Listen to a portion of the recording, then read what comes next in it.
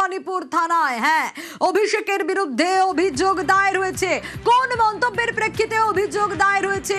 ইতিমধ্যেই এক পোস্ট ঘিরে বিতর্ক সৃষ্টি হয়। আরো ডিটেইল আপডেট নেওয়ার চেষ্টা করি। অমিত রয়েছে আমার সঙ্গে। অমিত, অভিষেক বন্দ্যোপাধ্যায়ের মন্তব্যে এবার পুলিশে অভিযোগ দায়ের হলো ভবানীপুর থানায়। কি অভিযোগ দায়ের হলো, কারা করলেন এই অভিযোগ?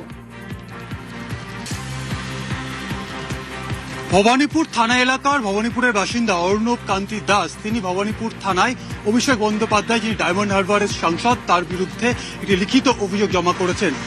নির্বাচনী ফল প্রকাশের দুদিন আগে অর্থাৎ 2রা মে অভিষেক বন্দ্যোপাধ্যায় তার এক্স হ্যান্ডেলে গুজরাটি কমিউনিটি এবং ইউনিয়ন অফ ইন্ডিয়া অর্থাৎ কেন্দ্রীয় সরকারকে নিয়ে তিনি সেখানে হুঁশিয়ারি স্বরূপ তিনি পোস্ট করেছিলেন। সেক্ষেত্রে গুজরাটি কমিউনিটিকে গ্যাং বলে তিনি। আমি আশিস সেনগুপ্ত, রাজনৈতিক বিশ্লেষক। অভিষেক ব্যানার্জির নামে এবারে আবার ভবানীপুর থানাতে একজন এফআইআর করলেন। এটা কিন্তু প্রথমবার না, বেশ কয়েকটা দিন আগেই আমরা দেখেছি বাগুইহাটির একজন ভদ্রলোক, যার নাম রাজীব সরকার, যিনি নাকি সমাজকর্মী, সোশ্যাল অ্যাক্টিভিস্ট, উনি বিধাননগর থানাতে, সাইবার থানাতে অভিষেক ব্যানার্জির নামে অভিযোগ করেছিলেন যে উনি আরামবাগের জনসভা থেকে প্রচন্ড উস্কানিমূলক কথাবার্তা বলেছিলেন। যেমন 4 তারিখের পর ডিজে বাজানো হবে, মমতা ব্যানার্জি উদার কিন্তু আমি উদার না, রবীন্দ্রসঙ্গীত বাজবে, তার সঙ্গে একটু ডিজেও বাজবে বেশ জোরে। এছাড়াও বলেছিলেন দিল্লির কোন বাবা বাঁচাতে আসে দেখে নেব, মানে অমিত শাহজিকে ইঙ্গিত করে কথা বলেছিলেন। তো এই বিষয়ে এফআইআর করা হয়েছিল এবং তারপর অভিষেক ব্যানার্জিকে আদালত মানে হাইকোর্টেও যেতে হয় সুরক্ষা কবচ নিতে, যে ওনাকে অ্যারেস্ট করা যাবে না। হাইকোর্ট সুরক্ষা কবচ দেন অভিষেক ব্যানার্জিকে, কিন্তু একটা খুব ভয়ঙ্কর কন্ডিশন জুড়ে দেন যে অভিষেক ব্যানার্জি বিদেশে যাওয়ার আগে ওনাকে কোর্টের অনুমতি নিয়ে যেতে হবে। অনেক মহলে কথা শোনা যাচ্ছিল যে অভিষেক ব্যানার্জি নাকি বিদেশে পালাতে পারেন, কারণ ওনার নামে নাকি অনেক অভিযোগ, চুরি, দুর্নীতি, অত্যাচার ইত্যাদির। তো সেই বিদেশে পালাবার রাস্তাটা বন্ধ করে দেয় হাইকোর্ট। এইবার জাস্ট গতকাল ভবানীপুরের এক ভদ্রলোক, যার নাম অর্ণব কান্তি দাস, উনি অভিষেক ব্যানার্জির নামে অভিযোগ করেন যে উনি গুজরাটি কমিউনিটিকে অপমান করেছেন এবং গোটা ইউনিয়ন অফ ইন্ডিয়াকে অপমান করেছেন। এটি অভিষেক ব্যানার্জির একটি পোস্ট নিয়ে। ফলতাতে জাহাঙ্গীর খান প্রার্থী ছিল তৃণমূলের, সেই জাহাঙ্গীর খান অনেক বেনিয়ম অনিয়ম অত্যাচার সন্ত্রাস করে। 29 তারিখে ফলতা বিধানসভা ভোটের দিন যেমন ইভিএম মেশিনগুলোর উপরে টেপ লাগিয়ে দেওয়া, বা অন্য মানে তৃণমূল ছাড়া অন্য পার্টিগুলোর নামের পাশে, বা তৃণমূলের যেই বোতাম সেখানে ইতার বা এক রকমের পারফিউম ছড়িয়ে দেওয়া, যে লোকেরা যখন ভোট দেবে হাতে গন্ধ থাকবে, তার মাধ্যমে জাহাঙ্গীর এবং তার বাহিনী বুঝতে পারবে যে সে তৃণমূলকে ভোট দিয়েছে কি দেয়নি। তো এরকম বহু সন্ত্রাস হয়েছিল। তাই সবকিছু পর্যবেক্ষণ করার পর, চেক করার পর নির্বাচন কমিশন পুরো নির্বাচনটাই ফলতা বিধানসভার ক্যান্সেল করে দেন এবং পুনর্নির্বাচন হবে বলে জানান।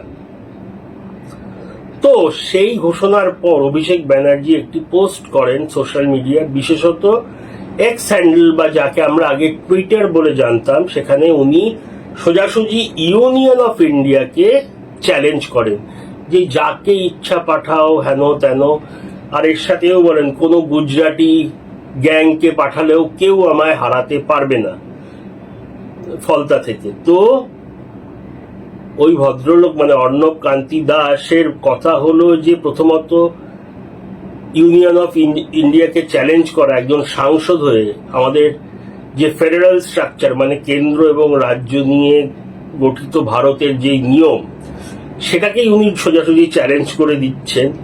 এছাড়া উনি যেভাবে গুজরাটি কমিউনিটিকে গ্যাং বলে টার্গেট করেছেন, আর যেহেতু পুরো বাংলায় বহু গুজরাটি থাকেন এবং বিশেষত ভবানীপুর এলাকায়, যেহেতু এই ভদ্রলোক ভবানীপুরের, প্রচুর গুজরাটি পপুলেশন থাকে, বসবাস করেন, তাহলে ভোটে যদি তৃণমূল জিততো তাহলে একটা খুব খারাপ ব্যাপার হতে পারত গুজরাটি কমিউনিটির সঙ্গে।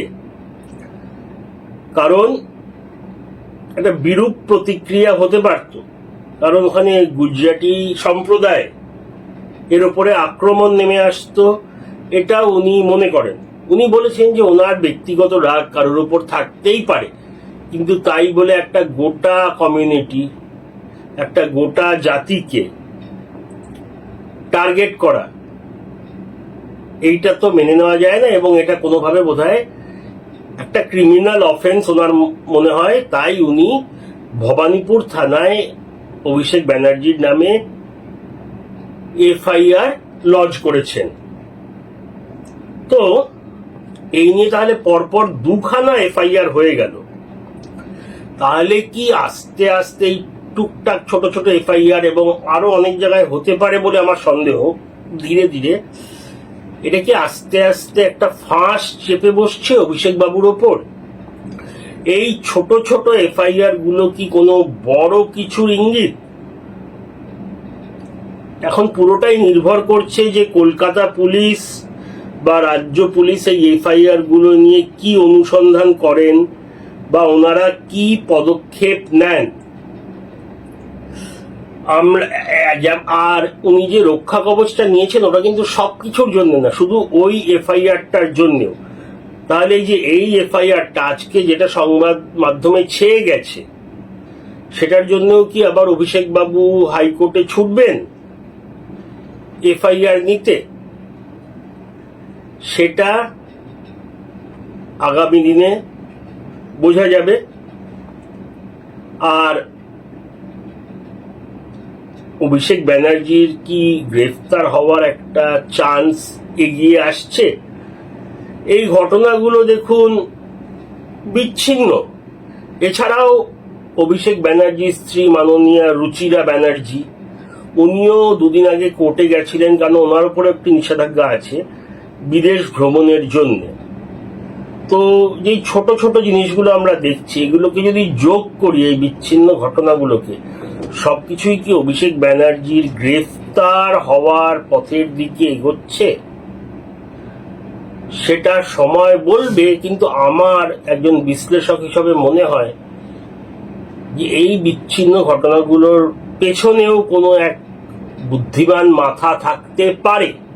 এরকম কোনো প্রমাণ নেই, এটা শুধুমাত্র আমার অনুমান। কেন, উনি তো একজন বড় পজিশনে আছেন অভিষেক ব্যানার্জি তৃণমূলের, এবং ওনাকে হুট করে অ্যারেস্ট করা যাবে না এবং বিরূপ প্রতিক্রিয়া হতে পারে। তাই কি আস্তে আস্তে ছোট ছোট পদক্ষেপে সেই দিকেই ব্যাপারগুলো এগোচ্ছে। আমি এখানেই থামছি।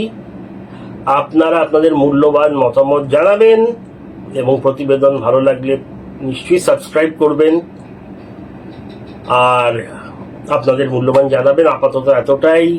দেখার জন্য অনেক ধন্যবাদ। Thank you. জয় হিন্দ।